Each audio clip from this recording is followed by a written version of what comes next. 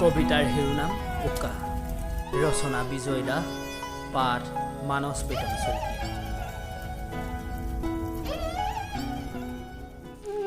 বকুলৰ দেউতাক ঢুকুৱা 10 দিনেই হ'ল। আজি 10 দিনীয়াৰ দহা। মিতিৰ কুটুম সকলো আহিছে। ঘৰখন দুখৰ মাজতো ৰজন জনাই আছে। ইফালে মিতালীৰ ৰুকা কপালখন জিলিকি আছে সকলোৰে মাজত। মাজে মাজে মিতালীয়ে চাদৰৰ আঁচলেৰে চকু লুটুকিছে। চিৰদিনৰ বাবে উকা হ'ল কপাল।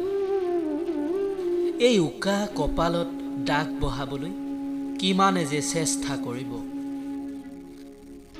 কিন্তু দহমগীয়া ৰঙা ভোটটো থাকোঁতে কোনোবাই জানো সাহস কৰিছিল? কথাবোৰ ভাবি ভাবি মীনাক্ষী আনমনা হৈ পৰে। কিদৰে চাই চাই জীয়াই থাকিব জীয়েকৰ এই দহমগীয়া জীৱনটো। 11 দিনীয়া শ্ৰাদ্ধ পাতি সকলো ঘৰাঘৰি হ'ব। তাৰ পিছত নিজান হৈ পৰিব ঘৰখন।